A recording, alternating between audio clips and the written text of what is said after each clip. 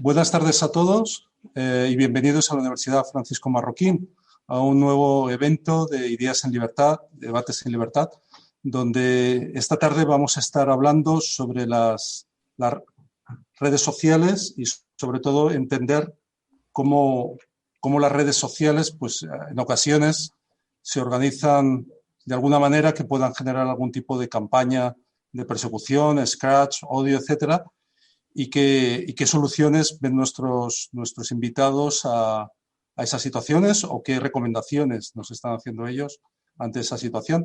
Estará con nosotros Malena Contestí, estará Paco Capella, Francisco Capella, y estará con nosotros Juan Ramón Rayo. Y los tres, pues, moderados por Irune Arilla. Así que, bueno, Irune, adelante, cuando quieras.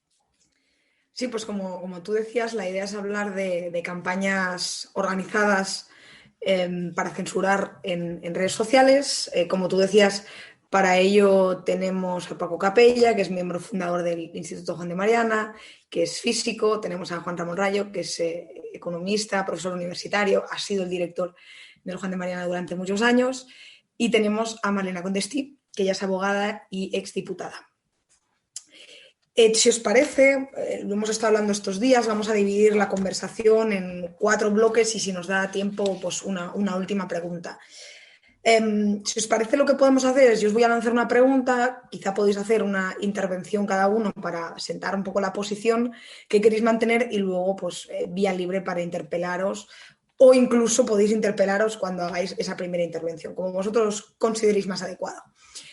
El primer tema que me gustaría lanzaros es el tema de la cultura de la cancelación y de la autocensura, ¿no? De lo que me gustaría que hablásemos en este primer bloque es cómo la presión de lo políticamente correcto puede hacer no solo que nos señalen, que señalemos, sino que además incluso nos lleguemos a autocensurar, ¿no? No nos lleguen a señalar porque previamente nosotros hemos decidido que no íbamos a decir o a hacer algo porque sabemos que eso está mal visto por el mainstream. Si os parece, esta vez, y como tengo a Malena a mi izquierda, empezamos por Malena y luego ya cambiamos de orden. Cuando quieras, Malena. Vale. Perfecto. Pues, a ver, respecto a la autocensura y lo políticamente correcto, yo creo que la pregunta fundamental ¿es malo lo políticamente correcto? O sea, ¿qué es lo políticamente correcto? ¿No? Entonces, yo creo que cuando se dice ya políticamente, para empezar, denota un problema, porque quizás el cambio no viene de la espontaneidad y de la adaptación connatural en consonancia pues, a lo que sería la libertad de expresión. Entonces, voy a intentar desmenuzar esto para que se entienda, porque no es algo tan sencillo quizás como parece, ¿no? Entonces, yo creo que en cierta medida siempre ha sucedido esto, y me explico. En todos los momentos de la historia tenemos cambios generacionales, más lentos, más rápidos, dependiendo del momento histórico, si es más o menos paradigmático, convulso, reaccionario. Siempre hay un choque generacional en algún punto, ¿no? ¿Qué pasa? Con la tecnología, estos tiempos yo considero que se han ido acortando. Entonces, esto se traspasa, por supuesto, a la comunicación, que es de lo que estamos hablando, y, por lo tanto, a la libertad de expresión. Y hoy estamos en esa cuarta revolución industrial que envuelve nuestras vidas de una manera en la que, bueno, estamos sometidos a esa velocidad exponencial. Entonces, ¿tenemos derecho a publicar lo que se nos antoje en cada momento en nuestros perfiles? ¿Tenemos derecho a expresarnos libremente? Yo creo que sí, es decir, y además debemos, siempre y cuando nuestras opiniones no colisionen con otros derechos igualmente protegidos. Es decir, la libertad de expresión, como sabemos, prevalece en principio sobre cualquier otro derecho, siempre que no se vulnere pues, el derecho al honor, la intimidad personal y familiar, la propia imagen, el desprestigio, insulto, etcétera, etcétera. Dentro de estas subjetividades, de alguna manera, entra lo que estás señalando precisamente, Irune, que es lo políticamente correcto. ¿Qué pasa? Nos encontramos frente a un quizás cajón desastre que se reviste de una legitimidad para utilizar lo que sería un reproche masivo en redes sociales y, por lo tanto, estamos ante una nueva forma de reproche, podríamos llamarlo social media, ¿vale? Por ponerle un nombre. Aquí, como digo, hay varias cosas a tener en cuenta. El tema del lenguaje no me parece un tema nimio, es decir, el analizarlo, porque es clave, es lo que se observa, se mide y se persigue. Entonces, el lenguaje, yo creo que es importante sacar a relucir que no se puede modificar de un día para otro, no se puede censurar de un día para otro, no se puede cambiar de un día para otro, depende del uso, de la costumbre, eso tiene una evolución, eso se va asentando, no lo sientan las academias, sino los hablantes, ¿no? Entonces, claro, ¿esto cómo funciona? Pues cuando hay cambios históricos, a la par o incluso posteriormente, en muchas ocasiones se cambia también ese uso lingüístico. ¿Qué estamos haciendo ahora? Y esto va en consonancia de lo que preguntaba Sirune de lo políticamente correcto. Se intenta dominar el lenguaje, creo yo, para interferir antes en ciertos cambios históricos, que pueden ser buenos o pueden ser malos, ¿de acuerdo? Un ejemplo de lo que sería, para que se entienda, correcto, digamos, lo que yo considero que puede ser correcto en ese cambio espontáneo. En Estados Unidos hemos tenido la esclavitud, digamos, siglo XIX, temas de racismo, llega un punto en el que llamar nigger, negro, a alguien pues estaba mal visto, se te señalaba por ello, y se puede comprender que eso nace como de una manera bien intencionada, un afán de protección, pero es un reproche social, digamos, ¿no? Tiene esa característica de espontaneidad, es positivo. Lo mismo pasa con comentarios inconvenientes sobre el Holocausto, por ejemplo, que de hecho directamente el mismo sentido llega a tener que ser eliminado, censurado o más protegido incluso como delito de odio, ¿no? Entonces, ¿qué pasa? Es un límite a la libertad de expresión y entra dentro de lo políticamente correcto. ¿Qué pasa hoy con las redes sociales? Es más extraño y es un poco forzado. ¿Por qué? Porque ese cambio, yo lo que veo es que no viene con esa característica de espontaneidad social. Viene de alguna manera teledirigido, impuesto, apretado por un control, por una influencia incluso a veces gubernamental, que eso ya quizás lo podemos discutir luego, si es gubernamental, de plataformas privadas, de dónde viene, ¿no? Luego lo hablaremos, mediante unas nuevas herramientas, como son las redes sociales y peor, la inteligencia artificial, ¿no? Que acelera y modifica pues, nuestra conciencia social, nuestra conciencia colectiva y se te impone esa corrección política. Pasa lo mismo, por ejemplo, con el lenguaje inclusivo. Es que dentro de poco decir maternidad, paternidad, pues se puede rechazar, como creo que pasa ya en Estados Unidos, porque marcará género, ¿no? Entonces, pues cuidado si dices eso, porque a lo mejor en las redes sociales se te persigue porque no estás atendiendo a lo políticamente correcto y estamos convirtiendo todo eso en una guerrilla de comunicación. Entonces, la respuesta, la autocensura, que decías tú, la cancelación, pues por supuesto que existe. Por supuesto, porque el significado precisamente es o te adaptas, ¿de acuerdo? Y cambias, es el fondo, o te autorreprimes, de alguna manera te autorreprimes. Luego, la gente que quiere enfrentarse a ello, bueno, pues entra en ese juego de guerrilla social, en ese nuevo sistema de reproche. Bueno, no me quiero enrollar más, yo creo que he expresado un poco lo que yo entiendo por si es políticamente correcto, es adecuado o no. Muchísimas gracias, Malena. Paco, ¿te parece ahora si nos cuentas cómo lo ves tú? A ver, la cultura de la cancelación sobre todo está bastante de moda en Estados Unidos por casos que ha habido de campañas, no sé si organizadas o espontáneas, contra determinados personajes a los que han tratado, digamos, de expulsar o del espacio público o de dar ciertas conferencias o incluso que les despidan de su trabajo, especialmente si su trabajo tiene que ver con el mundo de las ideas o la enseñanza. Entonces, han sido periodistas, ha habido casos incluso en el New York Times, organizaciones de activistas juveniles, normalmente de extrema izquierda, han tratado de impedir, y lo han conseguido a menudo, que conferenciantes de conservadores o de derecha o incluso liberales dieran charlas. A mí esto me parece muy interesante porque ¿esto es incompatible con la libertad o no? Siempre decimos, bueno, pues cada uno en su propiedad que haga lo que quiera, que se organice con quien quiera, formalmente o informalmente, de forma contractual o no, y qué hacer al respecto cuando ya no solo la gente te critica, sino que quiere impedirte hablar, exige que no te dejen hablar, que te expulsen de ciertos sitios. Pues yo diría, no tengo una respuesta muy clara a esto debería estar prohibido. Es que mi impulso es, no debería estar prohibido. Digo, pues debemos contraatacar, igual con lo mismo que hacen ellos. Si ellos hablan y reclaman y exigen, pues nosotros podemos hacer lo mismo denunciándoles a ellos. Es decir, miren esta gente lo poco tolerante que es, que no quieren dejar que estas personas hablen. Yo comprendo que a veces se amparan en ciertos ataques, en ciertos ideas de protección, de es que esta persona va a decir cosas dolorosas para alguien o agresivas, va a atacar a un grupo vulnerable. Y dices, bueno, eso no lo puedes saber hasta que lo haga y luego quizá lo estás exagerando. Hay una cultura, toda esta cultura de la cancelación, yo creo que tiene un gran componente de histeria, de catastrofismo. Ahora pasamos a las ideas, lo que añades es el componente de lo políticamente correcto y lo de la censura o autocensura. Es que yo no sé, políticamente correcto quizá llamaríamos a lo moderado, a lo que no es ofensivo para nadie, pero eso solo es, no sé, ¿qué sería? Lo centrista, lo que no es de extrema izquierda ni de extrema derecha, pero cada uno en el grupo al que pertenece o en el que tiene sus apoyos, quizá tiene unas ideas que son las generalmente aceptadas, y si se sale de ellas o las critica o las ataca, pues le van a decir que eso no lo puede decir. Pero yo no creo que sea lo políticamente correcto lo que hace que cierta gente se autocensura, si es que alguien lo hace. A mí me cuesta imaginar a alguien que se autocensure, porque precisamente en el mundo de las redes sociales ahora lo que hay es una polarización bastante intensa. Entonces a menudo a mucha gente le atrae lo extremo, lo que va a criticar, lo que se sale, lo razonable, digamos, que aburre. También puede atraer a muchos, pero siempre puedes encontrar un público para lo tuyo, y hay gente que su público lo que quiere es como carnaza, ¿no? Como que le digan algo escandaloso, algo fuerte. Entonces, a mí particularmente no me preocupa. Si hay alguien que me demuestra que se está autocensurando, que es un problema gravísimo, pues lo hablamos, pero yo no lo veo como un grave problema, sobre todo porque hay muchísima variedad y muchísima diversidad de sitios. Si no te aceptan en un sitio, no te dejan expresarte en un medio o en una red, pues probablemente lo consigas a través de otra. Muchísimas gracias, Paco. Después de estas dos posiciones, ¿cómo lo ves tú, Juan Ramón?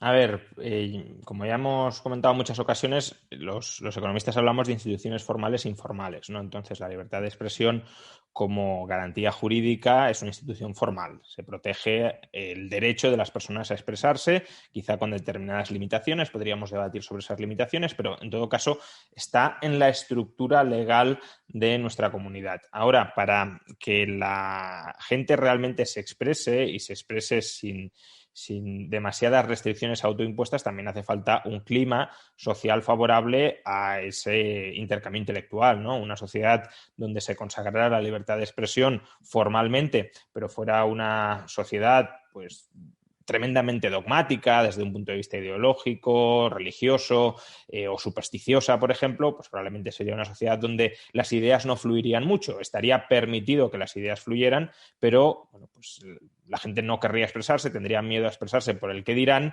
o simplemente tendría una especie de restricción moral a expresarse, a que le critiquen, a ofender a otros, etcétera. Entonces, la cultura de la cancelación yo creo que lo que intenta es ganar el debate de las ideas, arrinconando determinadas ideas, modificando las instituciones informales. A lo mejor en otros tiempos, o si tuvieran el poder, algunos de esos movimientos, no todos necesariamente, porque lo podemos hablar, pero a lo mejor cierto tipo de boicots pues podrían tener sentido, ¿no? Pero sobre todo los que tienen una organización más política y más personalizada, pues a lo mejor si estuvieran en el poder estatal, lo que les pediría el cuerpo es directamente modificar las instituciones formales para establecer la censura. Pero como eso no se puede, o al menos no manda una señal que sea demasiado aceptada por el resto de la población, pues intentan conseguir el mismo objetivo por medios no violentos. Y ahí sí coincido con Paco que, claro, de entrada pues no hay nada ilegítimo en eso, y desde luego no habría, desde mi punto de vista, no habría que prohibir los intentos de cultura de cancelación. Ahora bien, sí que hay que poner de manifiesto la profunda intolerancia que muchos de esos movimientos conllevan, porque lo que buscan es, digámoslo así, la muerte civil de quien se sale de los límites que ellos consideran políticamente aceptable. Y además es una muerte civil que no se sabe muy bien hasta dónde ha de llegar, porque claro, imaginemos una persona que ha expresado en algún momento una opinión, aunque sea una opinión despreciable absolutamente, que nos moleste, rematadamente. La cultura de la cancelación promueve que lo despidan, pero también que no lo contraten en ningún otro sitio. Entonces, esa persona, ¿qué tiene que hacer en sociedad?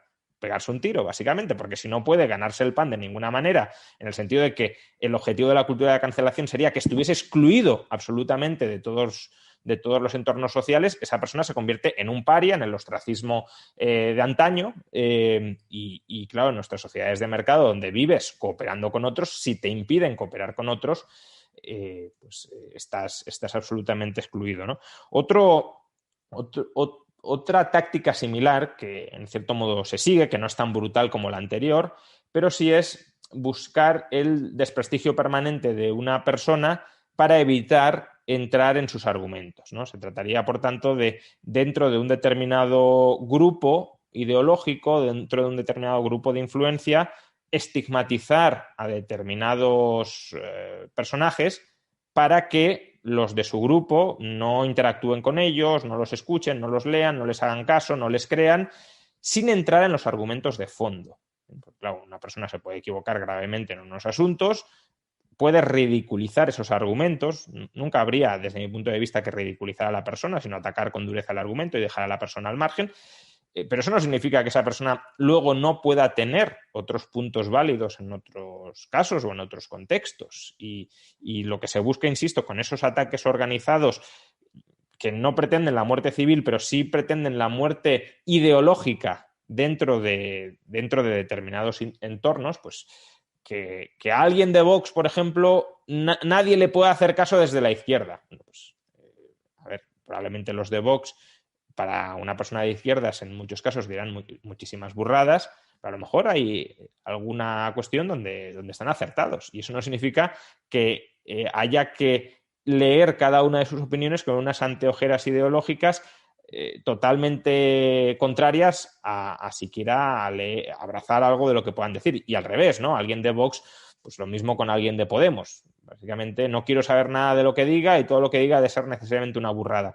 Bueno, ese sectarismo y esa polarización, que en parte también deriva de este intento de censura recíproca, bueno, no lo llamaría censuras, pero sí de bloqueo ideológico recíproco, pues es parte de ese movimiento y contribuye a crear una sociedad menos vibrante intelectualmente y, por tanto, en última instancia, más pobre económica e intelectualmente.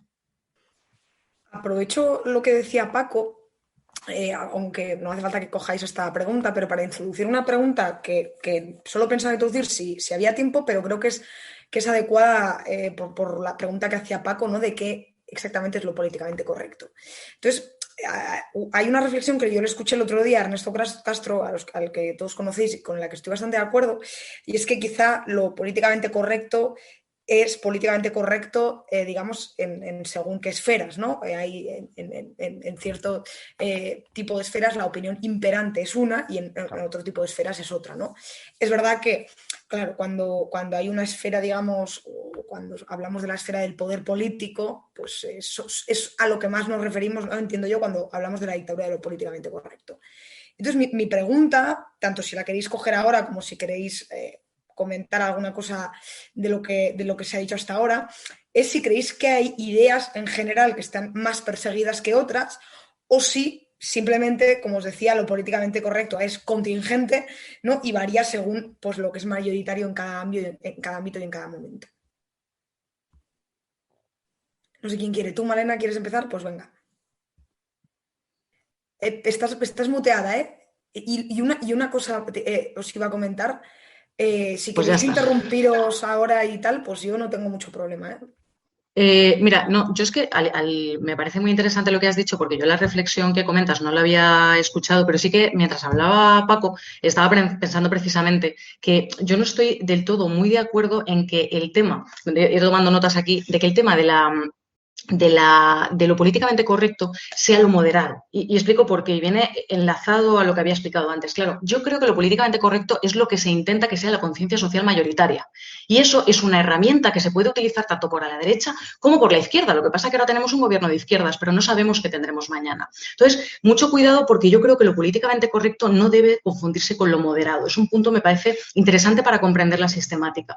Y luego, respecto a lo que decía Rayo, estoy prácticamente de acuerdo en todo. Me llama la atención o quisiera remarcar un tema. Hablaba de que yo creo que todo se resume en que sí, tenemos la muerte de la propia dialéctica socrática. Es decir, esto es un método más para romper lo que sería un debate científico en el que sí que podemos construir verdaderas premisas y al haber esta polarización y utilizar estas herramientas de lo políticamente correcto, bien por un lado, bien por otro, lógicamente estamos rompiendo la capacidad crítica del debate, ¿no?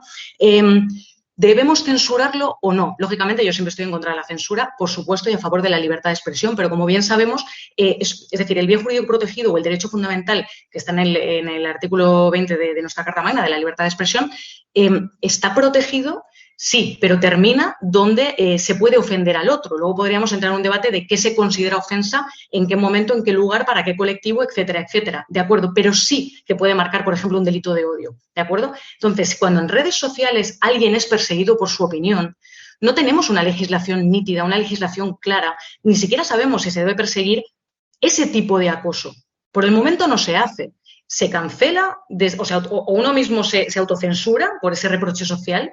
Pero el reproche social media, que yo le llamo así y está totalmente inventado, no tenemos una regulación para ello, sino que tenemos las plataformas que por unos algoritmos o por una serie de decisiones dicen esto es incorrecto, esto puede ser un delito de odio o esto no está conforme al contrato que firmaste cuando entraste aquí. ¿De acuerdo? Que eso es otro tema.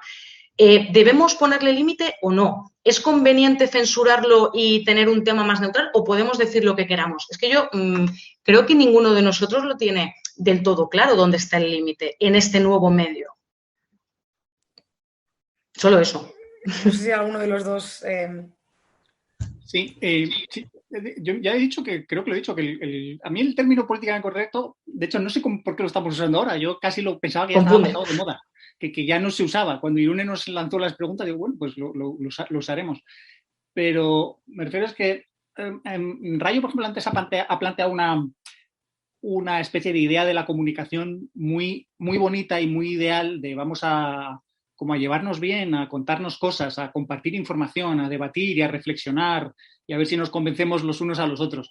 Esta es una posibilidad de la comunicación, pero la gente no usa solo la comunicación para eso, la gente usa la comunicación para dar señales de lo buena persona que es o de cómo es leal miembro de un grupo y necesita manifestar su compromiso y su lealtad, entonces para eso debe repetir algún dogma o alguna creencia típica del grupo y también tiene que atacar a los malos. Si el grupo entonces es muy extremo, probablemente tenga en el otro extremo, la extrema izquierda contra la extrema derecha, estarán constantemente pegándose, mientras que los más centristas pues quizás se peguen, pero se peguen un poco menos, o al menos menos intensamente. Entonces, insisto, es que no creo que haya una sola noción de lo políticamente correcto, sino la gente puede decir yo no quiero ofender a nadie, o al revés, otros van a querer decir yo quiero ofender a alguien. El propósito de mi comunicación es ofender a alguien para mostrar que yo soy muy bueno y para mostrar que ellos son muy malos. Y si consigo ganar puntos y además los cancelan, en el sentido que los censuran, le tiran la cuenta en Twitter, en Facebook o lo que sea, pues mira, más puntos todavía. Pero yo estaba pensando en ideas de antifragilidad de Taleb y en lo que se suele decir, bueno, que hablen de mí aunque sea bien.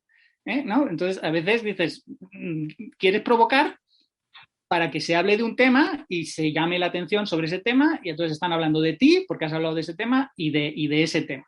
Entonces, los otros pueden estar horrorizados, pero los de tu grupo están encantados. Siempre vas a encontrar algo que te refuerce. Entonces, pienso, cuando intenten cancelarte, tienen que decir tu nombre. Es decir, si me intentan cancelar a mí, pues tendrán que decir mi nombre y apellido, y al decirlo me estarán haciendo relativamente más conocido entre otra gente. Luego siempre corres el riesgo de intentar cancelar a alguien y que te suceda el efecto Streisand, ¿no? ¡Wow! Queríamos hundir esto y ahora estamos hablando todavía mucho, mucho más de ello. Sí, no, está claro que la comunicación, por desgracia, no solo sirve para alcanzar, digamos, algo parecido a la verdad, sino, y en esto conecta con lo que decía Malena, para intentar imponer tu cosmovisión ideológica, reforzarla a la de tu grupo y mostrar esa lealtad y esa afinidad con tu grupo y tratar de aplastar a los contrarios. De hecho, de eso va la cultura de la cancelación. Y ahí, claro, el término políticamente correcto sí que coincido que es un intento, es decir, las ideologías intentan colonizar lo que deba ser políticamente aceptado dentro de una sociedad para convertirse en monopolísticas. Y bueno, esto hasta cierto punto tiene sentido. Quiero decir, también el liberalismo aspira a hacer algo parecido, ¿no? Que los fundamentos de una sociedad sean predominantemente liberales. La cuestión, yo creo, la diferencia del liberalismo con otras ideologías mucho más completas y mucho más omnicomprensivas es que el liberalismo es una ideología de mínimos y, por tanto, la imposición discursiva, digámoslo así, ideológica del liberalismo no impide la emergencia de otra serie de discursos, de otra serie de ideas que pueden atacar el propio liberalismo. De hecho, esa es una de sus sabidas fragilidades, ¿no? Que la libertad, lo que decía Lenin, el capitalista producirá la última soga con la que los ahorcaremos. Pues el liberalismo permite florecer ideas antiliberales en su interior, tanto formal como informalmente, ¿no? Pero otras ideologías no tiene por qué ser así. Otras ideologías pueden llevar a formalmente cancelar, censurar la libertad de expresión o también a buscar aplastarla informalmente a través de esa cultura de la cancelación. Y bueno, pues cuando Paco decía que hay que denunciar la intolerancia de esas personas, pues no solo la intolerancia, sino también, como luego has dicho, desnudar su estrategia de acoso. ¿Esto por qué lo hacéis? ¿Esto lo hacéis porque estáis queriendo mostrar los errores de un argumento o simplemente porque necesitáis mantener el prietas las filas dentro de vuestro grupo y porque además queréis matar civil e ideológicamente a una persona para que los de vuestro grupo no lleguen a tener la tentación de escucharle y de intentar asimilar algo que en el futuro pueda decir esa persona? Y bueno, claro, habrá gente que le dé igual, pero esa gente pues también se estará destapando como deshonestos al ejercer de deshonestos. Todo lo que estáis comentando me permite abrir un segundo tema, pero bueno, ya sabéis que podéis ir recuperando temas que se han ido quedando por el camino, que es el tema de la organización de este tipo como de campañas de desprestigio, incluso de acoso. Y ahí tengo como dos preguntas. Una, también muy ligada a una cuestión que comentaba Paco, y es una cosa, además, yo siempre lo digo mal, y entonces probablemente Paco me va a corregir porque siempre lo cambio, pero es el tema de la teoría de las señales costosas honestas. Nunca sé si son honestas costosas o costosas honestas, pero sea lo que fuere. Una primera pregunta, una subpregunta sería, ¿no? Si de alguna forma estas campañas en parte son una explicación de ello, ¿no?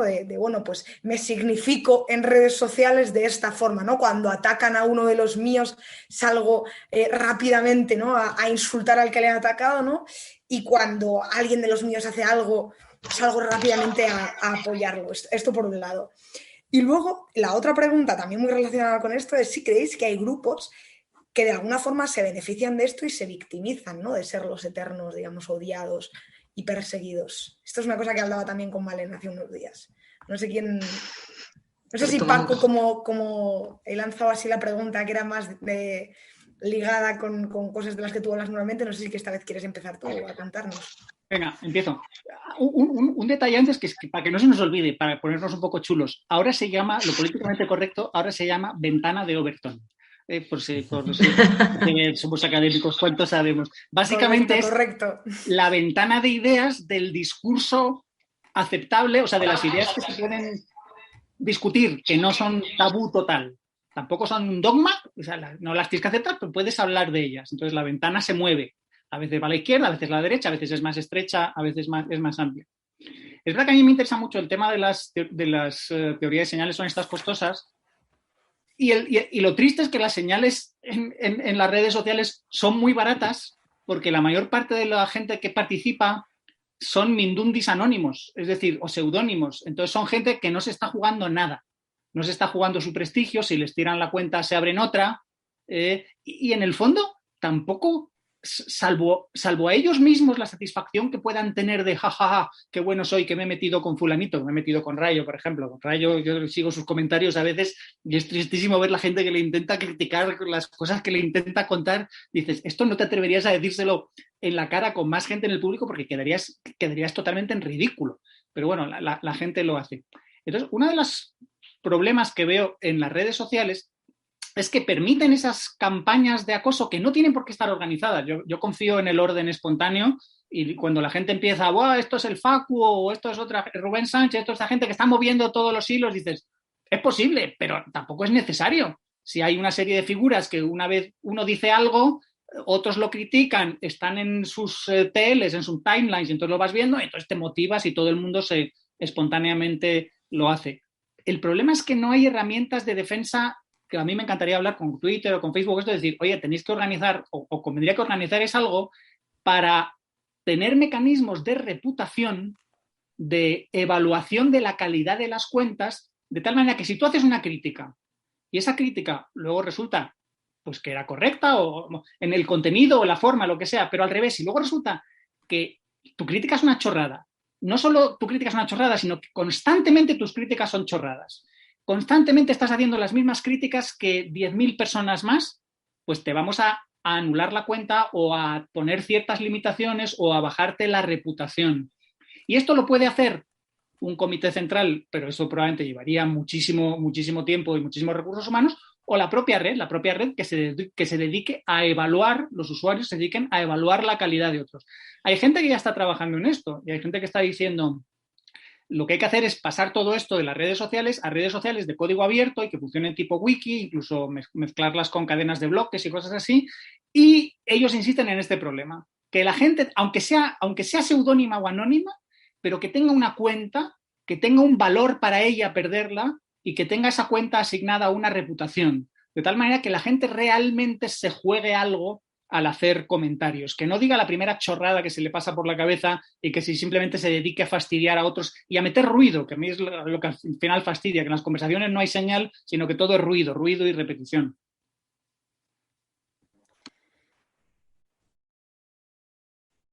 Malena, estás muteada, ¿eh? Pero puedes, no es la que pidas la palabra. Tú lánzate. Espérate, aquí, ahora sí, ya aquí está, no perdona. organizamos Es que nada. no lo muteo yo, se ve que automáticamente esto también tiene un poco de inteligencia artificial y me van cancelando a mí. Vamos a ver, me parece muy interesante el planteamiento que ha hecho Paco. Vamos a ver, peligroso también, un poco peligroso lo veo. Es decir, la evaluación de la calidad de las cuentas, yo veo aquí un tema peligroso porque entramos en la evaluación de lo que hay detrás, digamos. Es decir, la evaluación de la opinión, eso podría ser otro método de censura que yo creo que es peligroso. Sin embargo, y ahí sí creo que la Unión Europea, de hecho, se quiere poner las pilas, quiere ser pionera y hay pequeñas regulaciones al respecto, pero estamos muy destapados todavía, es lo que, y lo retomo, los bots, la inteligencia artificial, que es esa suplantación de identidades reales, más que suplantación, imitación, no suplantación. Los bots, yo creo que la gente no termina a saber lo que son, se cree que son cuentas fakes y la inteligencia artificial envuelve pues estas nuevas figuras que actúan en redes sociales y que van sumando. Es decir, lo que sí que se tendría que conseguir, y como bien dices, Paco, ya se está en ello, se está solicitando que todo lo que sean cuentas bots, sí que la gente sepa que son cuentas bots. Por ahora no se ha conseguido, porque además dicen que va contra el libre mercado, porque entonces no se experimentará y no se va a investigar más en el desarrollo de ese tipo de inteligencia artificial, etcétera, etcétera. Pero yo lo veo necesario, porque estamos en un mundo paralelo que, como decíamos antes, en esta cuarta revolución industrial, que se crea un comportamiento humano paralelo amplificado por las redes sociales y que encima entran los bots, que son inteligencia artificial. Claro, estos sistemas se crean unos sistemas de predicción, de creación, de procesamiento del lenguaje, de respuesta, de reconocimiento de imágenes, de reconocimiento facial, que lo están haciendo máquinas y nosotros creemos que son personas y además no lo sabemos y están operando entre nosotros. Entonces, no está regulado, se pueden utilizar como ejércitos cibernéticos que hagan cosas realmente perniciosas. De hecho, los partidos políticos lo utilizan y además suelen utilizarlo también empresas, el mismo gobierno, sobre todo en algunos sitios. ¿Qué pasa? Esto se puede utilizar para acosar, para presionar, para crear opinión pública, lo que decíamos, cambiar la conciencia social, lo políticamente correcto dependiendo del gobierno de turno o de la relación, digamos, del sentir mayoritario o de lo que se quiera que sea mayoritario. Entonces, ¿debemos hacer responsable a las empresas que crean los bots, a los que lo utilizan, a los que lo lanzan? ¿Debemos identificar los bots? Yo creo que sí, y en eso estoy contigo, Paco. La evaluación de todas las cuentas me parece peligroso, pero de los bots sí, porque es que es una creación, es un producto que sale a partir de una creación humana y me parece peligroso no hacerlo. Y otra cosa que añado, yo no sé si recordáis un tema de... Bueno, después ya lo añadiré si hablamos del tema de las plataformas y la responsabilidad, que va muy ligado por esto. No me quiero enrollar más. Di tú, Rayo, lo que opinas. Bueno, yo justamente quería sacar el tema de las plataformas porque creo que está muy ligado con lo que estamos hablando. Es decir, pues sácalo. Creo que está claro que hace falta algún tipo de regulación ya sea para medir la reputación, ya sea para identificar usuarios reales y usuarios que son bots, pero la cuestión es esa regulación de dónde tiene que venir, si ha de ser una regulación centralizada y común para todas las plataformas o si en cambio pues convendría que fuera una autorregulación de cada una de las plataformas. En un mundo como Internet, donde justamente crear plataformas, crearlas, no necesariamente volverlas plataformas de masas, pero sí crearlas es tan sumamente barato, digámoslo así, es decir, que no requiere una altísima inversión de recursos. Creo que es muy bueno que podamos experimentar con distintos modelos de plataformas, de redes sociales, cada una de ellas con sus propias normas. Algunas pueden tener unas normas tremendamente restrictivas y entrar en esa plataforma implica aceptar esas normas restrictivas, aunque se vuelvan luego plataformas masivas y que, por tanto, algunos quieran equiparar con una especie de utilidades públicas o de infraestructuras generales que ya deban ser reguladas por el gobierno, y otras pueden ser tremendamente irrestrictas en cuanto a lo que se quiera comunicar. Yo, aunque se suele hablar mucho de economías de redes como una fuerte barrera de entrada a la creación de distintas plataformas y a que esas plataformas crezcan, siempre he dicho que en la medida en que los costes, primero, de cambio son muy bajos y, sobre todo, los costes de simultanear el uso de varias plataformas también son bastante bajos, es decir, vale, sí, estar en Twitter, has de estar en Twitter porque es economía de red, pero eso no te impide estar en otra red distinta de Twitter. Puedes tener la cuenta en Twitter y en otra red. Y si esa otra red va creciendo porque mucha otra gente toma la misma decisión que tú, sigo en Twitter mientras tanto, pero una vez haya crecido la otra, ya me centro en la otra red, pues claro, ahí tienes una transición relativamente sencilla, no es sencilla, pero bueno, que no es ni mucho menos imposible, de una red a otra en función de las normas que haya. Y creo que el camino es un poco ese o sea, desde un punto de vista de instituciones más formales, no hablando únicamente del marco constitucional, sino también del marco organizativo interno de cada empresa, de los estatutos, de las normas de cada empresa, el camino de las instituciones formales sobre cómo afrontar esta cultura de la cancelación es ese. No es ni que el gobierno censure esto, ni que dicte lo otro, sino permitir la descentralización regulatoria y, desde el punto de vista de las instituciones informales, una llamada, como he dicho antes, a una mayor tolerancia y a una mayor seriedad en los términos del debate. No matar el debate matando a la persona, sino, en todo caso, tratando de desmontar los argumentos con la máxima racionalidad posible. Aunque sigáis hablando sobre este tema, voy a lanzar 3 preguntas que hay en el canal de YouTube para ver si las queréis ir respondiendo. No hace falta que las respondáis los tres, sobre todo porque si no nos quedaremos sin tiempo. Nos preguntaba Andrés Navas, ¿no?, si la censura o autocensura de expresión de ideas es posible que venga dada porque cada vez más se juzgan los sentimientos que producen esas ideas más que por un rechazo racional a las mismas. Esto por un lado. Luego también nos preguntarían en una sociedad ANCAP cómo solucionaríamos todo esto del acoso hacia una persona.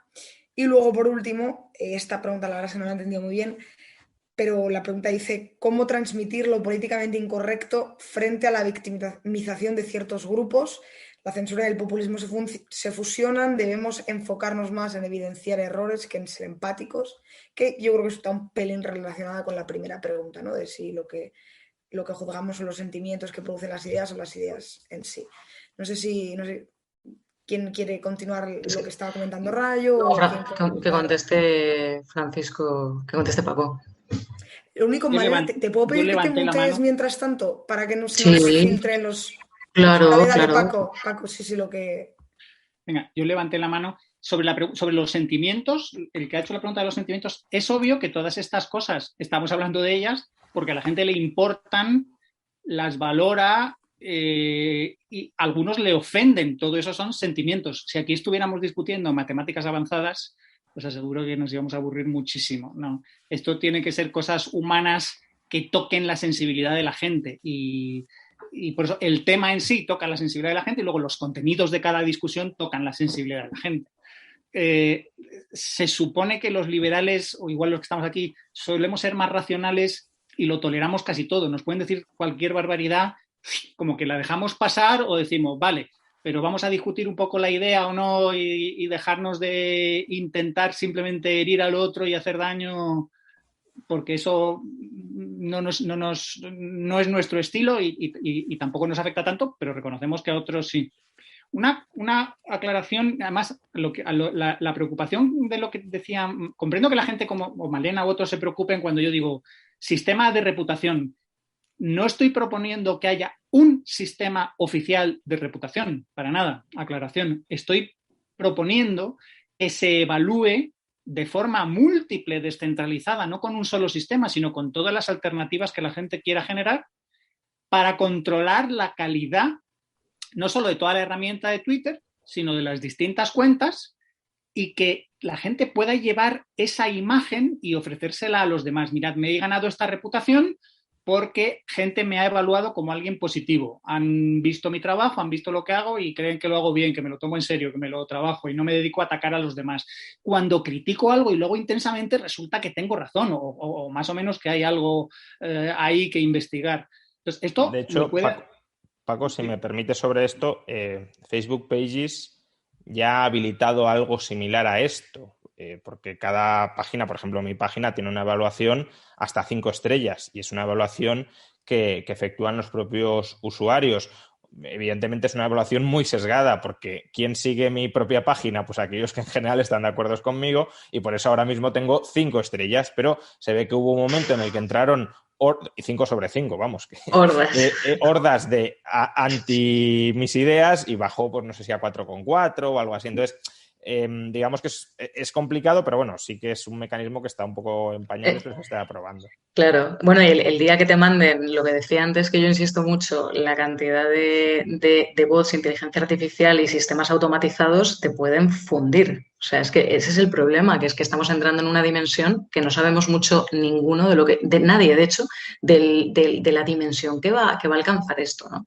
Entonces, claro, a lo mejor se podría, no sé, como ideas, pero ligando un poco también lo que decía Paco, que evaluar a otros sea también costoso, pues a lo mejor que esté ponderado la evaluación que tú haces sobre la evaluación de otros. Epistocracia. Eso está muy bien. Hablaba de epistocracia de tal manera que no valga igual, en principio que valga igual el voto de todo el mundo, pero conforme alguien empieza a atacar sistemáticamente a otros y otros lo evalúan diciendo, oye, tus opiniones son caca, te vamos a quitar poder de voto. Y otros que al revés, otros que están constantemente ofreciendo valor, que se les dé poder de voto, es decir, que te lo vayas ganando, que tengas un capital ahí invertido en la propia red social, de tal manera que cada vez te interesa más mantener la calidad de esa red social y la gente te respeta por cómo contribuyes a la red social.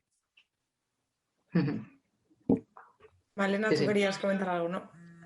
Bueno, yo es que creo que el tema este de las formas en las que podemos atender a este control, creo que de hecho una de las preguntas, creo recordar, era de cómo podríamos solucionar tanto o bien el acoso o bien lo que decíamos antes de si lo políticamente correcto o lo incorrectamente, en fin, al revés, ¿no?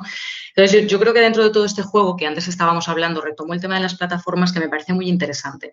Claro, mucha gente dice que es censura, por ejemplo, cuando sucedió lo de Donald Trump que le cerraron la cuenta en la misma plataforma. Estamos hablando de que Silicon Valley, ojo, ha sido capaz de cerrarle una cuenta al presidente de Estados Unidos. No es un tema light esto. Entonces, claro, ¿quién tiene más fuerza y por qué y si está justificado? Yo, aquí me gustaría, aunque esté hablando de que se debe regular muchísimo mejor, se deben poner los países a hacer una uniformidad, quizás unos referentes para lo que explicaba Paco, para poder hacer unas evaluaciones pues, más adecuadas de las cuentas, etcétera, etcétera. Yo creo que también es interesante echarle un capote en este caso o hacer un poco de abogado del diablo de las plataformas actualmente así como están. Y voy a explicar por qué. Vamos a ver, se dice que las plataformas censuran. Yo creo, bueno, legalmente es complicado este término. Yo creo que la censura, para empezar, es la prohibición de control previo de publicación de un contenido por parte de los poderes públicos, ¿vale? O sea, la libertad de expresión se reconoce a los ciudadanos aquí frente a los poderes públicos, no frente a los sujetos de carácter privado y la plataforma es de carácter privado.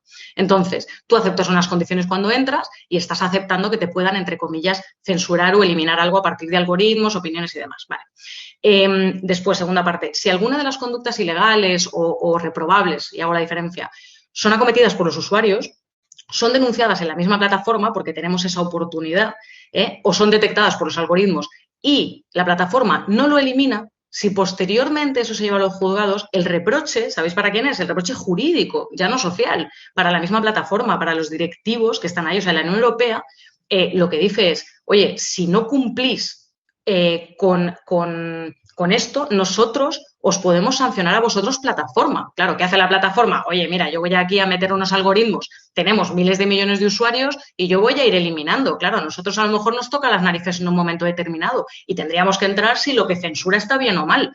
Pero yo entiendo que las plataformas se ven apretadas. Un ejemplo muy gráfico. Me parece que era el año pasado. Facebook borró una campaña contra el cáncer de mama, no sé si os acordáis, en Brasil, porque salían unas fotografías que mostraban pezones femeninos y tal, ¿vale? Entonces, era una campaña de cáncer, como digo. Claro, salieron los algoritmos y dijeron, bueno, esto está violando la norma comunitaria sobre desnudos y actividad sexual de adultos. Lo quitaron, tuvieron que apelar, tal, y entonces el contenido fue restaurado. Pero inicialmente se puso y dijeron, no, es que la plataforma es que es muy puritana, es que no es la plataforma, es que se tiene que atender a unos baremos. Entonces, aquí yo creo que tampoco, y vuelvo a lo mismo, no tenemos los medios suficientes para poder saber lo que se puede verter o no y de qué manera, porque no podemos estar, por ejemplo, yendo a los juzgados y solicitando unas cautelarísimas cada vez que consideramos que pues se nos ha dañado una libertad o un derecho fundamental o se nos ha ofendido de alguna manera. Entonces, tendrá la plataforma que operar. ¿De qué manera? Pues es que de verdad que todavía estamos en pañales. Y repito, y la inteligencia artificial completamente desnuda. O sea que, bueno, dejo la pregunta y la respuesta completamente abierta, no queda más remedio. Sí, Paco. Hay un pensador que no he leído directamente, que se llama Martin Gurri, pero leo a otros que lo leen a él y que dice, claro, es que vivimos nuevos tiempos por las redes sociales. Antes había unos guardianes de la comunicación, que eran básicamente los periódicos, luego la radio y luego la televisión. Y ahora grandes plataformas de Internet, pero no tienen un control tan estrecho como tenían antes, ¿no? No tienes por qué ir a través de su canal y aceptar que ellos te den el placet y entonces publicas con ellos. Ahora cualquiera se abre una cuenta en Twitter y dice lo que quiera, o en Facebook y más o menos dice lo que quiera, o tienes un blog y dices lo que quieres. Entonces, ahí lo que este pensador llama, Martin Gurri, la revuelta de las masas, la revolución de las masas, en el sentido que antes estábamos más o menos ordenados porque iba todo canalizado, el que era de derechas sabía cuál era su periódico de derechas, el que era de izquierda sabía cuál era su periódico de izquierdas, estaba todo más o menos ordenado. Pero ahora hay una especie de caos en la que no hay nadie, digamos, poniendo un poco de orden y disciplina, de cuidado lo que decís, y hay posiciones también muchísimo más extremas. Entonces, si intentamos que el Estado lo regule todo y, como dice Madalena, cada vez que hay un problema, llamar a un juez y decir, bueno, juez de guardia, ¿esto lo borramos o no lo borramos? Eso va a ser absurdo. Yo por eso insisto, son las propias plataformas y probablemente con la participación de todos los usuarios. Rayo antes ha mencionado, no recuerdo el nombre, lo que ha dicho de una herramienta de Facebook. Twitter creo que ya tiene una también, que no sé si se llama Birdie o Pajarito o algo así, ¿no? Ahora no recuerdo. O sea, que están probando, están ensayando. Esto es algo tan nuevo que no va a haber ninguna respuesta que caiga del cielo ya diseñada perfecta y que alguien diga, esto va a funcionar. Toda herramienta, además, luego la gente podrá buscarle las esquinas, buscarle las trampas y manipularla. Igual que ahora, cuando se organizan campañas de bloqueo, hay cantidad de denuncias que simplemente, sospecho que Twitter simplemente recibe muchas denuncias de un tuit o de una cuenta y quizá la bloquee preventivamente sin más, sin preguntar si realmente tiene una razón de ser o no. Entonces, quizá hay que conseguir que estas herramientas sean más inteligentes, que la gente participe y que sean los propios usuarios los que manifiesten su voluntad y que les interese. Hay algo que no hemos hablado, bueno, lo ha comentado ahora Malena, y eso, que cuando echaron a Trump, mucha gente puso el grito en el cielo. Yo creo que a Trump tardaron en echarlo. Es decir, el problema fue que no le echaron antes, porque estaba constantemente violando los términos que tiene que cumplir para permanecer en Twitter, constantemente hablando de fraude electoral, constantemente. Entonces, constantemente mintiendo y engañando a otra gente que probablemente quería ser engañada. Pero lo ha explicado Jack,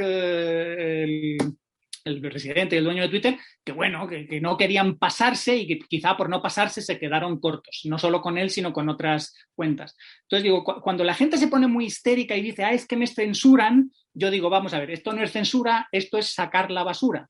Es decir, aquí para tener una conversación mínimamente productiva podemos aceptar cierto nivel de agresividad, incluso de insultos y de ataques, pero ya cuando la gente se pasa, decimos, mira, esto ya no se tolera, porque se te ha avisado muchas veces y sobre todo porque estás constantemente buscando eso. Hay gente que está constantemente buscando el límite, creo que lo ha dicho alguien en las preguntas, para luego hacerse la víctima y, me censuran, es que no me dejan hablar, soy una clase vulnerable y tal. Y dices, no, chaval, tú lo que estás haciendo es trampa. Es decir, tú mereces ser expulsado. Sí, además, perdona, solo un minuto, discúlpame, Rayo. Mira, un ejemplo yo creo muy claro de esto es si tú te pones en la calle, sobre todo si eres una persona mediática que sabes que la gente se va a parar a escucharte, subes ahí a lo alto y coges un megáfono, ¿de acuerdo? Y empiezas a alentar a la gente, por ejemplo, a escrachear. Oye, vamos a entrar en el hall de aquel hotel que están dando una charla sobre no sé qué y vamos a empezar a insultar a la gente y vamos a hacer qué tal. Y le hablas a las masas, como podría pasar con Trump en el tema del Capitolio con las redes sociales. Bueno, yo creo que nadie duda que llamar a la policía para que detengan a ese señor sería lo normal, ¿no? Digan, por favor, es que está, mire, lo que está enervando a la gente para que cometa pues un posible delito, ¿no? Entonces, la gente lo ve normal que llames a la policía. Pero, sin embargo, ya que entramos en el sesgo ideológico y en la radicalidad de los extremos, cuando lo hacen en las redes sociales parece que entramos en un juego diferente y, oye, cuidado, porque es que precisamente la red social es un amplificador, es un megáfono brutal. Tenemos un presidente de Estados Unidos o cualquier persona relevante, me da igual si es Trump o si es alguien, por ejemplo, de un gobierno completamente de izquierdas, diciéndole barbaridades a la gente y puede eso ser pues la inducción a un posterior delito o a un problema sociopolítico importante. No sé por qué nos alarmamos tanto a veces cuando en la vida física, que es la que conocemos, no nos sorprende tanto. Yo creo que es una reflexión que deberíamos hacer. Perdón que os interrumpa, os quería comentar si os parece, para ir terminando, si queréis hacer una última intervención cada uno por el orden que vosotros queráis, solo para que tengáis como en mente que nos quedan pocos minutos. No Bueno, sé, yo Paco, simplemente Juan Ramón, vale. reiterar un poco lo que ya he mencionado. Creo que no hay una solución perfecta, porque, como ha dicho Paco, la libertad de expresión implica la libertad de introducir ruido y al final también es muy complicado a veces distinguir qué es ruido de qué no es ruido, porque no es algo de blanco o negro, sino que muchas veces es de una escala de grises y por tanto pues siempre estará la duda de si lo que estás expulsando es ruido o tiene algo de valor dentro. Y precisamente porque no es una cuestión de blancos o negros, porque no es algo absolutamente objetivo sobre lo que todos debamos coincidir si lo analizamos racionalmente, sino que siempre será algo relativamente opinable.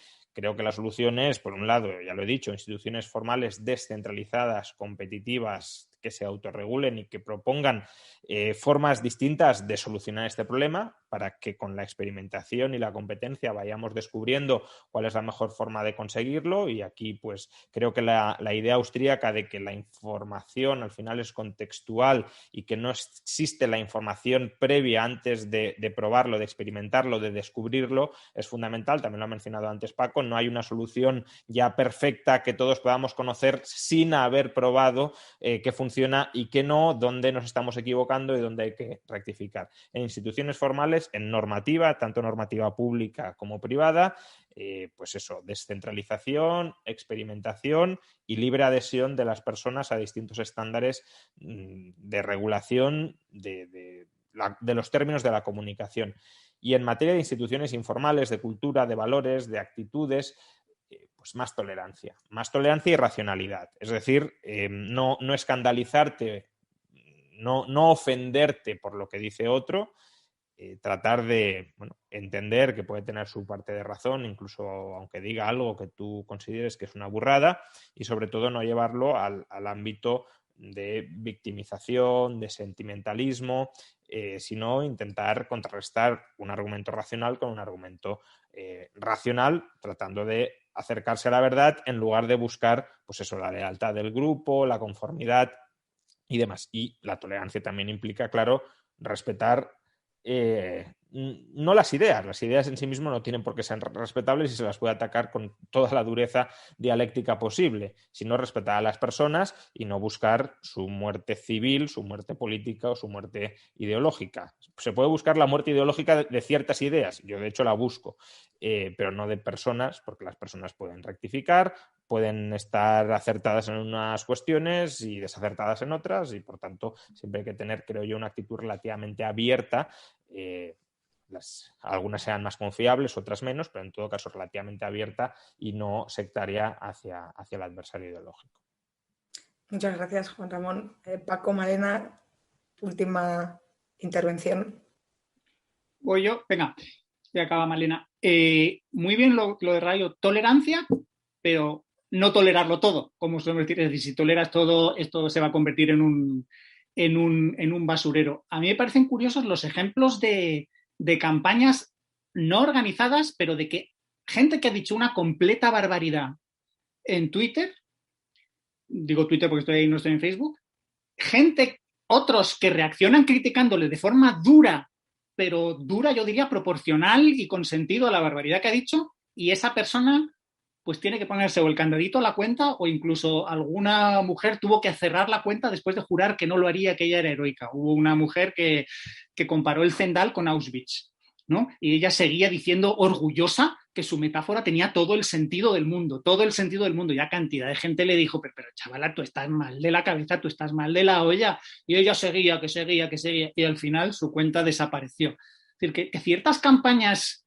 de nuevo, de presión social, de crítica, funcionan a que la gente mantenga una mínima educación que insisto, que no quiero decir que no insultes a los demás y que no les faltes al respeto, pero joder, dentro de un cierto orden, ya sin llegar a unos niveles que ya los va a rechazar todo el mundo. Sí, y luego, Paco, ojo con los victimismos, porque yo frecuentemente oyes a la derecha diciendo es que la izquierda nos quiere expulsar a los de la derecha o a la extrema derecha y organizan campañas. Pero luego ves que es que en las cuentas de izquierda dicen lo mismo. Es que la derecha está organizando campañas para expulsarnos. Y hay gente de izquierdas que tiene buen conocimiento técnico de cómo funcionan las redes y a veces sacan artículos de observen cómo gente cercana a Vox o tal han organizado esta campaña para sabotear o para ir contra tal. Entonces, yo creo que hay que aprender a hacer eso para poder denunciar cuando se usan todas estas herramientas, digamos, de forma sucia o tramposa. Yo por no abrir el debate, pero simplemente por matizar una cosa que ha dicho Paco, tolerancia hacia las personas, pero no hacia las ideas, he mencionado. Entonces, evidentemente, si alguien dice una burrada, hay que criticar duramente la burrada, incluso buscar la cancelación de esa burrada porque es ruido ideológico. Ahora, el problema es que muchas veces se distorsionan los argumentos que dice una persona para intentar cancelar a la persona por intolerancia hacia lo que diga o lo que pueda llegar a decir en cualquier momento esa persona, y eso sí que es preocupante. Bueno, yo para finalizar a modo de resumen, por lo que habéis ido diciendo, yo estoy completamente de acuerdo con lo que decía Rayo de las instituciones formales descentralizadas, creo que es algo muy interesante y necesario. Después creo que lo que estábamos hablando antes de la identificación de los bots, tiene que ser, o sea, la calificación pública de los bots para nosotros poder diferenciarlo, también es esencial porque eso, fíjate que se utiliza mucho para lo políticamente correcto, bien sea de la derecha o de la izquierda, que es lo que hablábamos antes, en el momento que tienen que ser identificados, pues como identificas o calificas el producto, por ejemplo, un coche, un vehículo, ¿no? Que tiene que pasar un control y tú sabes que tiene ese certificado. Bueno, pues hay que certificar también los bots, cosa que ahora no sucede y es necesario. Entonces, eso también va a influir mucho en la expresión y en la conciencia social que se pueda crear en las redes. Después, lo que dices de los baremos de evaluación que decía Paco, yo creo que también es necesario, pero hay que saber diferenciar y, como bien decías, Rayo, la libre expresión tiene que quedar siempre patente, tú tienes que poder criticarlo absolutamente todo y expresarte de la manera que quieras. ¿Dónde pondría el límite yo? Que va en consonancia también a lo que decía Paco. Es de lo que pueda considerarse delictual, es decir, un punto de ofensa que ya sea que llegue, digamos, al ilícito penal, en este caso. Es decir, hacer un paralelismo con, entre comillas, la vida real de nuestro Código Penal. No sé si bien por analogía o bien creando nuevos tipos, pero desde luego tendremos que poder juzgarlo en base a eso. Es muy importante diferenciar el tipo de reproche que tenemos, que es lo que decimos, que pasamos de un reproche social o un reproche jurídico. Bueno, pues yo creo que la libertad de expresión está jugando o está nadando en un medio nuevo, con unas nuevas normas, en un nuevo juego, y hay que tener cuidado a la hora de sentenciarlo. Es un debate que yo creo que va a quedar un poco abierto, pero que más o menos hemos dado pues unas pinceladas de cómo funciona y puede resultar muy interesante también para el día de mañana. Muy bien, pues nada, muchísimas gracias. Creo la verdad es que ha sido súper interesante. Habéis tocado muchos ángulos y algunos que yo la verdad no esperaba que iban a salir aquí. Y nada, solo daros las gracias y recordaros que mañana de nuevo tenemos un nuevo debate. Esta vez Juan Manuel López Zafra con Jacqueline O'Hell, pues tratando justamente sobre las tecnologías desde otro punto de vista, de realmente el control que pueden tener estas grandes empresas que hemos estado hablando y los gobiernos como contratistas de estas grandes empresas, de los datos nuestros privados, cómo los cruzan y qué están obteniendo con ellos. Muchísimas gracias y bueno, nos vemos en la siguiente. Muchas gracias. Muchas gracias. Hasta luego. Gracias.